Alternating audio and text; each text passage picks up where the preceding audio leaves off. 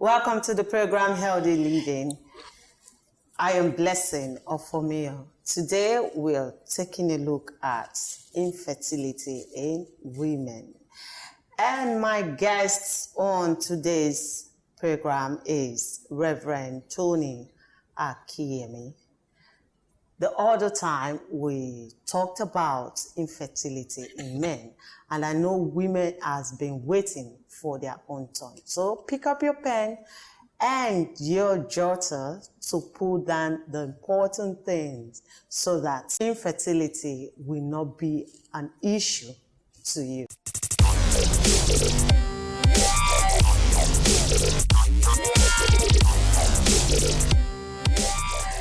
Welcome to the program, sir.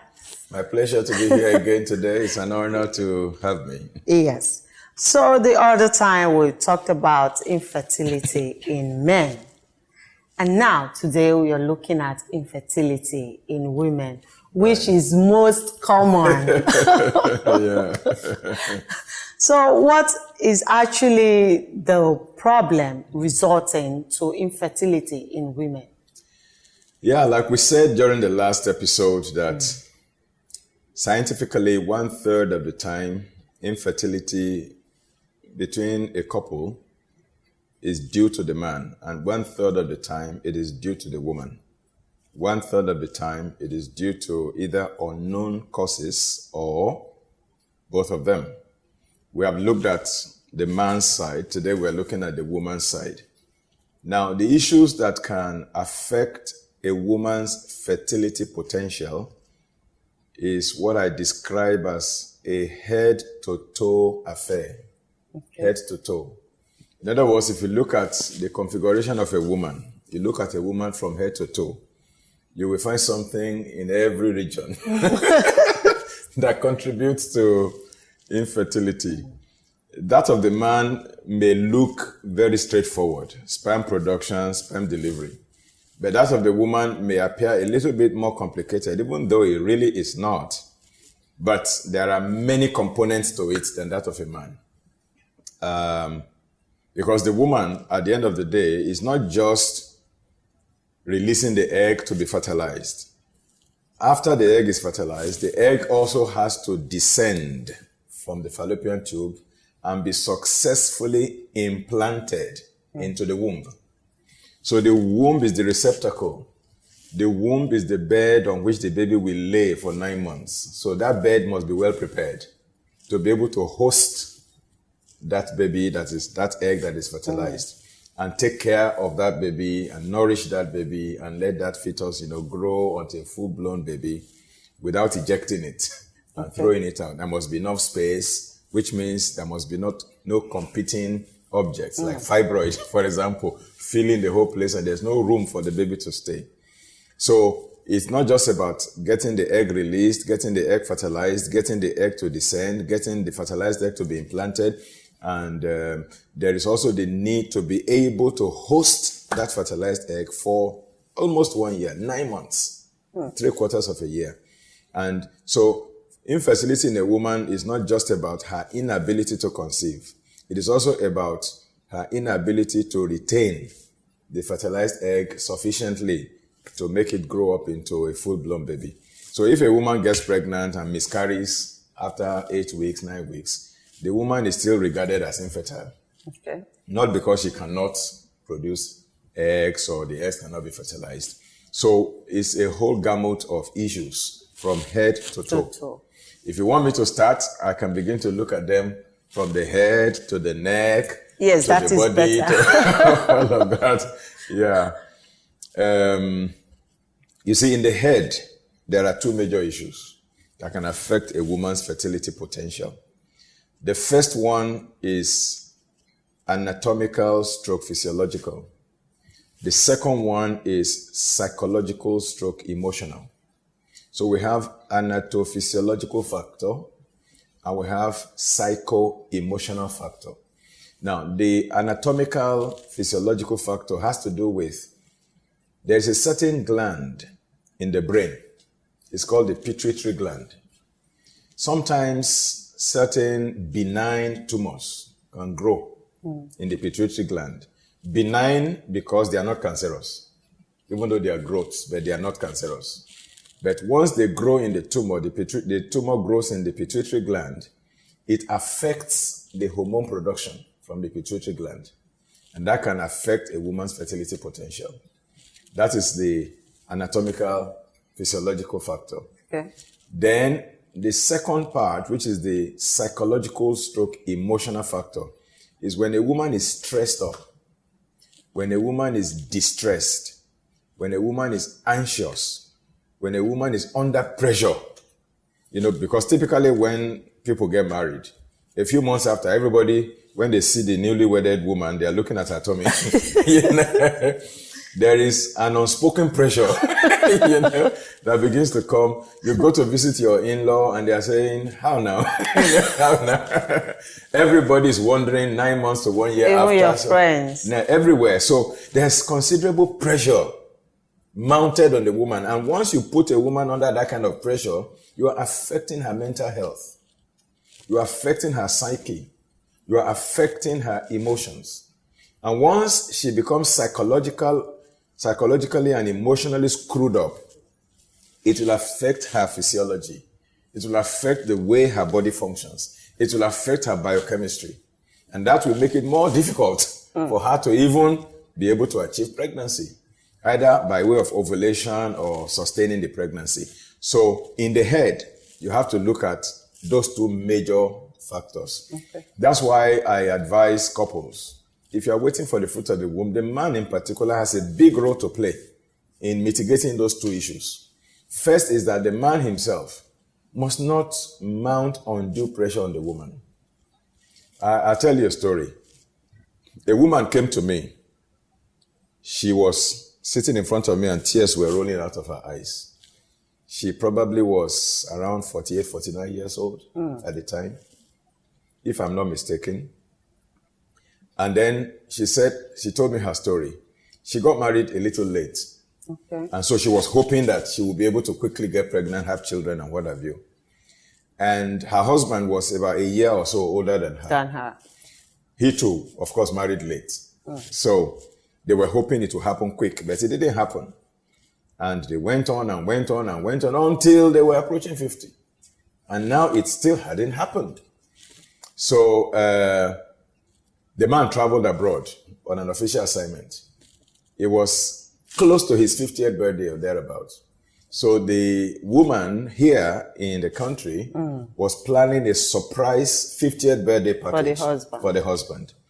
And at some point she felt, look, I don't want this thing to be entirely a surprise package. I want to sound him out to know what he would like for his 50th birthday so I can incorporate it into the surprise package, And this is a great wife who was doing everything to make the husband happy.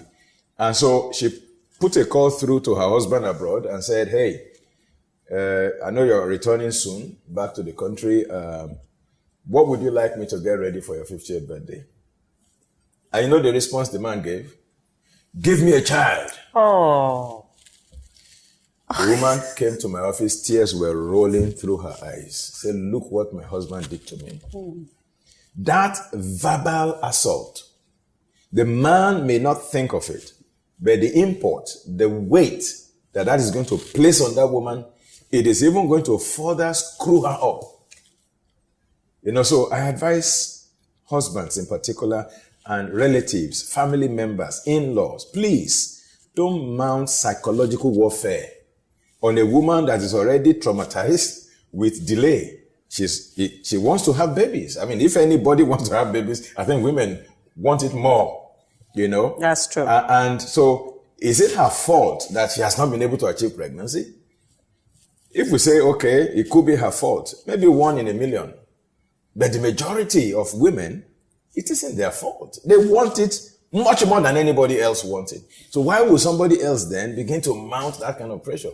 So that is, we have to watch the head. The man has to make sure that he protects his wife from psychological assault, from emotional assault. And of course, she herself has to watch her diet, her lifestyle, in order to prevent that benign tumor in the pituitary gland, because that is an issue that has to do with diet and lifestyle, essentially. That is in her hands. But the psychological, emotional part is in the hands of her husband primarily, who must shield her, who must continue to encourage her, continue to inspire her. You must form a team. You must work together. You must never play the blame game. I see men who tell me, because sometimes the women are the ones who first come for consultations. And when they come, I do counseling free of charge every Tuesday in my office for all kinds of issues. So many women come for counseling regarding fertility. And I say, where's your husband? Say, he doesn't want to come. And we do everything to bring him. Finally, when he shows up, you know what he says? I don't have a problem. She's the problem. I say, how do you mean? He said, look, when I was in secondary school, he would tell me, the man would say, when I was in secondary school, I actually impregnated the girl. So the problem is not with me. In fact, the boy is with my mommy in the village. So now that I'm an adult and I want to settle down, now, and I got married, and now she's not able to get pregnant, is that my fault? I have impregnated a woman before. And I say to them, look, your life cycle changes. You are in different phases of your life. Phase 1, phase 2, phase 3. The phase you were when you were in secondary school that made you able to impregnate a woman, you are no longer in that phase. Maybe 10 years have passed thereafter. Your sperm quantity and sperm quality may no longer be as it was at that time. Things change in the body. So you cannot claim that because you have impregnated somebody 10 years ago, you are still the same. You still have the same potency. No. You still have to be checked and be verified. So that is the issue with the psychological thing there in the head. Then if you go on to the neck of a woman, you have at the base of the neck what we call the thyroid gland. The thyroid gland produces certain hormones, thyroxine, T3, T4, and things like that. And those hormones also play a role in the fertility potential of a woman. So if a woman has any thyroid disorder, hyperthyroidism, hypothyroidism, thyroid nodules, thyroiditis, thyroid cancer, all kinds of different thyroid problems, goiter and what have you, it may impact on her ability to procreate. So you need to fix any thyroid issue that exists. That's the neck problem. Okay, after the break, we'll continue. All right, you're still on the program, Healthy Living, and we are talking about infertility in women.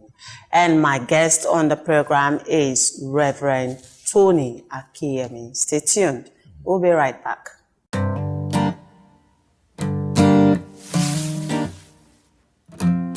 Hi, Tony Akinyemi is my name, and I've written about 20 books to date. More are in the offing.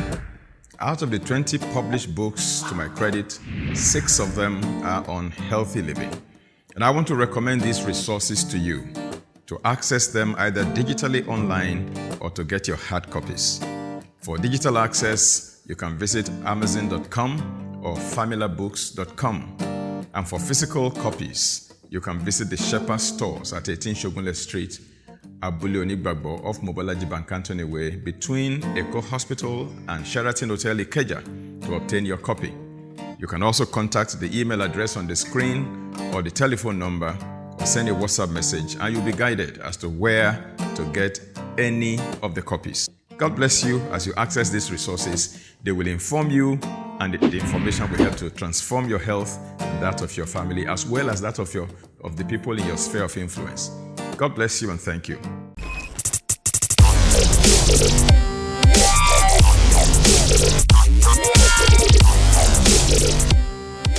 Welcome back. Good to know that you're still there. Before the break, sir, you were talking about the head, the neck. Right. So we are continuing with the neck. The rest of the body. Okay, we move on to the third part, which is really the main part, which is the torso. The torso is from the base of the neck up to the pelvic region here. Okay. In other words, if you look at an image of a human being, maybe a sculpt, okay, and you yank off the head, yank off the 2 hands and the 2 legs. Whatever is left, that's the torso. Okay. Okay, now inside that torso, there are so many factors that can impact on a woman's fertility potential, beginning with her hormonal profile Okay. and her ovaries, her fallopian tubes, her womb, and her cervix. All of those will impact one way or another on her fertility. Because you see, there are at least 6 steps in the pregnancy process. To achieve pregnancy, there are at least 6 different steps that one must pass through. One is that the man must be able to produce viable sperms and be able to deliver the sperms. Number 2, the woman's fallopian tube must be open such that the sperm can meet the egg. Number 3, the woman's ovaries must be viable so that she can produce eggs and release the eggs, ovulation. Number 4, the sperms of the man must be viable enough to penetrate the egg and fertilize it. And number 5, the fertilized egg must be able to descend from the fallopian tube. Okay. It must not hang there. If it hangs there and begins to grow there, that's ectopic pregnancy. Okay. That could be very dangerous. So the fertilized egg must be able to descend. And finally, number 6, the descended fertilized egg must be able to get implanted into the uterus, the womb, so that it grows there for the next 9 months. If anything happens to any of those 6 steps, pregnancy cannot be achieved. Wow. Okay? So now, when you look at the body, the torso of the woman, it means that her ovaries must be able to produce eggs. Now, many women, or some women, I should say, have what we call premature ovarian failure. Okay. Or they have what we call polycystic ovarian syndrome. In such a way that their ovaries, the eggs, now a baby girl is born with approximately 400,000 eggs when she's born. Approximately 400,000 eggs in her ovaries. She comes from heaven with them. She does not produce eggs when she gets here. Now, but those eggs are immature eggs. They are tiny, tiny immature eggs. When she reaches puberty, she begins to produce hormones. Estrogen, FSH, that's follicle stimulating hormone, luteinizing hormone, and so on and so forth. And those hormones are the ones that will prime the ovaries to mature at least 1 egg per month in this ovary and release it, ovulation. Next month, another egg is matured on the other ovary and released. Sometimes one here, released at the same time, then there can be twins. Okay? So, if anything happens to the ovary itself or the ovarian reserve, that's the eggs inside the ovary, then there's a problem. Or if the hormones that are supposed to prime and stimulate the ovaries to mature the eggs monthly, if anything goes wrong with the hormone, there is hormonal imbalance, then there's a problem. Because there's nothing to stimulate the eggs to ripen and to be released. Okay? If anything happens to the tube and it is blocked, another problem. There's another problem. That means that the tubes are not patent. When they are blocked, we say they are not patent. Okay? It could be unilateral. One of them blocked, the other open. It could be bilateral, both of them blocked. Okay? So if there's tubal blockage, that's another problem. If the womb is not conducive to receive the fertilized egg, that's another problem. That means that even when the egg is fertilized, it cannot be planted. It's called implantation failure. Okay. And then the egg is fertilized, it gets to the womb, it is not, then it's just flushed out, you know. Or if the womb is filled with fibroid, benign tumor, and there's no space, it will choke even the planted, egg. It will choke it to death within weeks. Okay. Then if the woman also has, even if the egg is fertilized and successfully implanted, and there is no fibroid in the womb, and the baby is growing. Now, once the egg is fertilized and planted in the womb, there are changes that must occur in the hormonal profile of that woman. There is a particular hormone called progesterone. Okay. Progesterone is the hormone that relaxes the muscle of the womb. It does not allow the muscle of the womb to contract. Every month when a woman menstruates, her womb, the muscle will contract to push out the blood. Okay. But the moment she gets pregnant, that contraction must not take place. Okay. Otherwise, it will flush out the baby. So when it gets to that time of the month that she normally menstruates, the womb will want to contract. in an attempt to flush out the blood, but this time it's not blood, it's baby. So you must not contract for 9 months. Okay. Now, once a woman gets pregnant, what happens is that her progesterone level will now rise up. Once the progesterone level goes up, it is that hormone progesterone that does not allow the womb to contract. It relaxes it. So if a woman gets pregnant and instead of her progesterone rising, the progesterone is low.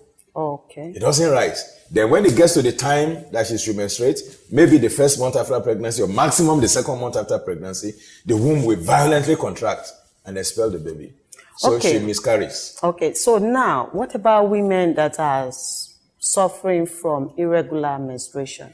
That's a sign of hormonal imbalance. Okay. If you see a woman that has menstrual irregularity, it's a clear sign that she has hormonal imbalance. It could be imbalance in progesterone, imbalance in estrogen, and what have you. So that's why hormonal balancing is very, very important to help a woman to be able to achieve pregnancy. So now, that is how hormonal imbalance can affect ovulation. Hormonal imbalance can affect the ability to carry the pregnancy for 9 months. So if a woman has low level of progesterone, they can apply progesterone either by injection or by topical application of progesterone cream on the skin that is absorbed through the skin into the blood. So to elevate the level of progesterone, to relax the womb so she doesn't miscarry. Usually such miscarriages will happen within 8-9 weeks of achieving pregnancy. So if you see a woman who keeps miscarrying after 8 weeks to 9 weeks all the time, without being a prophet, I can tell you that she's having low progesterone level. Okay. That's why she keeps miscarrying. But there's another one that can still happen later in pregnancy. You know, pregnancy is 9 months and is divided into 3 phases. First trimester, second trimester, third trimester. Now, when miscarriage happens in the first trimester, that can be attributed most of the time to the hormonal imbalance. That's progesterone, low progesterone level. But if it happens towards the end of the second trimester and early part of third trimester, then it could be cervical incompetence. Okay. In other words, the cervix is weak. Okay. And the baby is getting bigger and getting heavier. So the cervix can't hold it anymore. It can just break open and the baby falls out and she miscarries. Okay, that could be due to cervical incompetence. So what they do for such women is they tie the womb. That's the layman's language. You tie the womb and then you put the woman on the bed rest. Okay. So she doesn't move around. And they monitor her in the hospital until she's fine and she's ready, she's due. Then they untie the womb and allow her to deliver or do CS, whichever one. Okay. So those are all the things that can happen. So you can see hormonal profile, ovarian status, fallopian tube status, the womb, the cervix, all of them play a role in a woman being able to achieve pregnancy and carry it. So what will the woman take to balance her hormone system? Good question. If a woman has hormonal imbalance and she wants to balance it, there are 2 sides to it. First side is, what did she do that created the imbalance? Okay. She must stop doing that thing. Okay. The second one is, how can I now correct the imbalance that I have already created? If you are just asking for what to take to balance and you continue to do what was creating the imbalance, then you are doing nothing. So I like to tell women, first and foremost, identify what we call hormone disruptors, things that disrupt your hormonal balance. And chief among them, many people will be surprised, is the different food products that we consume that were produced using hormones. And I'll give you examples. Cow milk is one big example that I can readily mention. You see those cows that they use to produce milk, they are called dairy cows. If you have seen billboards or maybe even the label on the tin of the milk, you see the image of the cow. Yes. If you look at the udder, they call the breast of the cow udder. Okay. You see the udder is very big. Yes. Unlike the regular cow that we all know. They are specially bred cows. Okay. And they are injected with hormones to make their udder very big. Okay. So that they can produce plenty milk. You know, to boost lactation. Okay. They are specially raised for that. And in the process of milk production, they give them certain hormones to make the milk to keep pumping and pumping. Now, that makes the dairy farmer to smile to the bank. Yes. Because he's increasing his production and he's making sales and making money. The downside is that the milk that is so produced is high in the hormones that they injected into the cow. The hormone is present in the milk. Okay. Now you start feeding that hormone-laden milk to your baby girl. That's why you see baby girls in the past. Our grandmothers, great-grandmothers, they reach menarche. Menarche is the onset of menstruation, the first menstruation that a girl has. In our grandmothers, great-grandmothers, it used to be 15 to 17 years before they start menstruating. Now, 8-year-old girls start menstruating. By the time they are 13, they have the same breast size as their mother. Why is it like that? Because they have been fed with the same hormones that grew the breast of the cow. Oh. And that made the cow to start producing a lot of milk. So taking food stuff, whether it is milk or meat or anything that was grown with hormones, when you consume such, the hormones come into your body and exert the same effect on you as it exerted on the cow. Okay. So you see the woman's hormonal profile is disrupted. Okay. So I would say that such kind of cow milk would be called a hormone disruptor. You have to stop taking that kind of food. Okay. Another one is plastic. Plastic is another hormone disruptor. So I tell women, don't take pour water. People call it pure water. I call it pour water. Because it's in sachet, and they put it under the sun, and then you go and buy a bag, and you take it home, put it in your fridge, and you are drinking. The molecules of the plastic has leached into the water. And when you drink the plastic molecule, it has what we call xenoestrogenic effect. It has the same effect as estrogen on your body. And it can cause estrogen dominance. And that can upset your whole hormonal profile. And once your hormonal profile is upset, it will affect your menstrual cycle. It will create female problems like breast lumps, like fibroid, like ovarian cyst, and all kinds of different things happening. Okay, hypermenorrhea, amenorrhea, dysmenorrhea. All of these things can happen when your hormones are out of whack. And so all the hormone disruptors need to go. Then pesticide that and herbicides that we spray to kill weed in our compound. Many people don't know that when those things find their way into our body, they will upset our hormonal profile. That's another hormone disruptor. So you identify all the disruptors, take them away, and then I give a simple recipe for hormonal balancing. Number 1, avocado pear. Number 2, tiger nuts. So you make tiger nut milk, and then you add avocado pear to it. Those are the 2 major ingredients. You can now spice it with other ingredients like you can put banana to make it sweet, okay, and very tasty. You can add turmeric, you can add ginger, garlic, but the 2 major ingredients are avocado pear and tiger nut milk. Thank you so much. Thank you so much, Reverend Tony, for your time on this program. We can go on and on and on and on talking about infertility. All right, know that you had a swell time on today's episode, Infertility in Women, with our wonderful guest, Reverend Tony Akinyemi. Don't forget to reach us on the following numbers on your screen, and also send us messages, your questions. Remember to put your name and your location. You can reach us on 081-8811-112, 08039534813. I am Blessing Ofomia. We'll do it again next week.